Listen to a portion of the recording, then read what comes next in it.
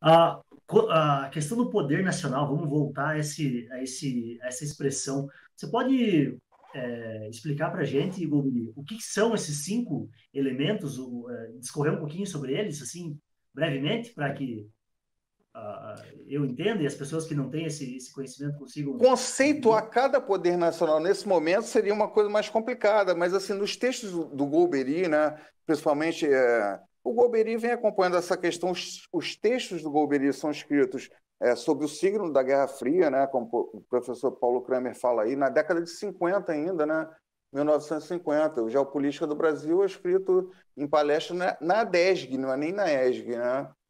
Então, o Golbery vem fazendo esse panorama todo. Na época da década de 50, se buscava, né, um modelo para poder desenvolver o país frente à Guerra Fria que acontecia, e era justamente esse fortalecimento do poder nacional, né, das quatro, cinco expressões hoje, né, que é científico-tecnológico, que é bem usado também, né? Mas na época do Golbery eram quatro só, né? E isso acontece depois da Primeira Guerra Mundial. Acho que Ludendorff, né, general Ludendorff, ele concebe, ele entende que a guerra não era mais só guerra militar, era guerra total, né? E essa guerra total, ela acontecia dentro de um programa chamado a Grande Estratégia, que se dividia dentro do poder nacional nessas quatro, cinco expressões. Político, é o poder político, poder econômico. Né? O que faz hoje o Ocidente contra a invasão da Rússia?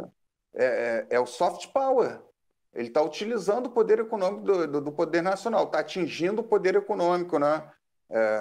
A expressão econômica do poder nacional russo para tentar conter a invasão russa, mas não consegue conter, né?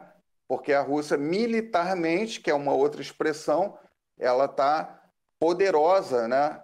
Ela tem vigor, ela tem caixa para isso, ela tem combustível para ir à frente.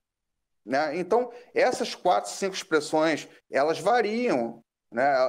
Existe uma variação nessas expressões. Elas não andam conjuntamente. Então, é um grande jogo de xadrez. Né? Você conseguir formular, né, equações que te levem ao objetivo. Né? Tá um pouco complexa essa questão do poder nacional, porque eu não sou um especialista, mas eu estou aqui trazendo o pensamento do Bem Golbery didático. nessa Cara, bem questão de poder didático. nacional. Oi? Tá muito didático, estou gostando muito da explicação. Eu acho que isso incluiria nessa expressão do poder nacional até a capacidade de influenciar a mídia.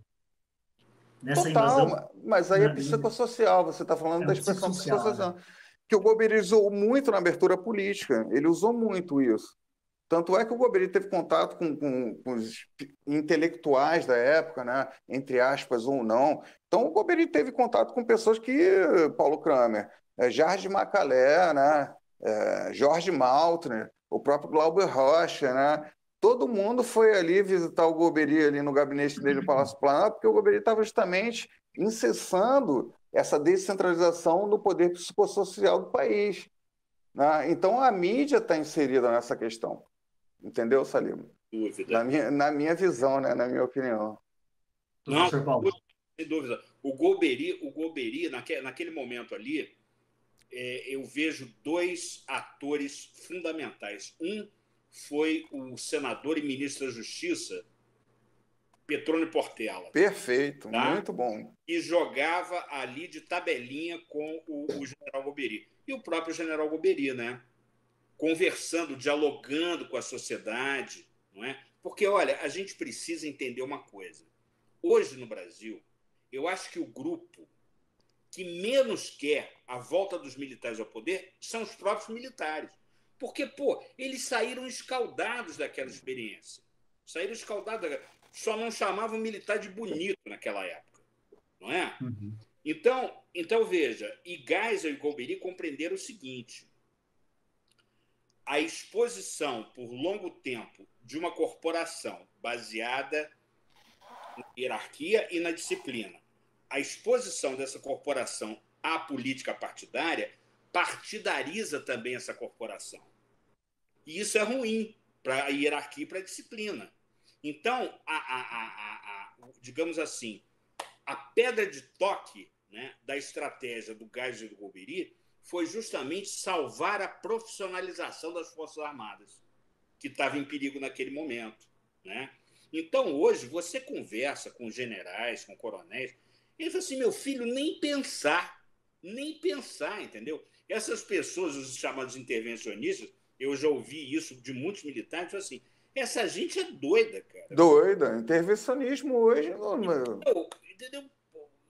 Como é que você vai... E hoje, no mundo globalizado, como é que você vai enfrentar a OCDE? Como é que você vai enfrentar o OMC? Como é que você vai enfrentar a ONU? Como é que você vai enfrentar os clientes internacionais das nossas commodities, os compradores, entendeu?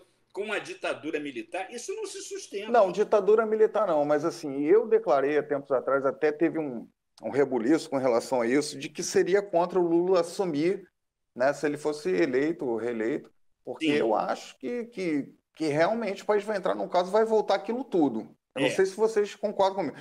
E nesse momento eu tive um pensamento antidemocrático, né? E apanhei muito, saiu no Metrópolis e tudo mais, teve uma grande repercussão, né? E nesse aspecto eu continuo achando, né? Não sei de que forma, eu acho que o Lula não deveria, hoje, né, ser candidato à presidência da República, porque ele foi descondenado, né? E eu acho que se ele for eleito e ele realmente tomar posse, aí o Brasil realmente vai passar por uma questão muito complexa. Então, isso é só um ponto, realmente. Eu sou totalmente contra a intervenção militar por qualquer outro motivo, mas dentro dessa conjuntura eu acho muito complexo, entendeu? O Paulo Kramer e Saliba. E veja, eu concordo com você, abre uma janela de imprevisibilidade muito grande, né? Porque, olha aqui, o Carlos Lacerda, que também não era santo, cometeu um monte de erros, mas era um homem muito inteligente, né? Sim. Ele se baseou no conceito romano, da República Romana, de ditadura, que era uma coisa por tempo determinado. Sim. Não é? Acho que Montesquieu fala isso. Ao final desse período, o ditador eleito pelo Senado, tá, teria que prestar contas dos atos dele durante a ditadura, durante o período de exceção, né? O Carlos Lacerda, em 55, ele defendeu exatamente isso. Ele chamava isso de programa preventivo do contragolpe. Então, era assim, uma intervenção por tempo limitado nos três poderes.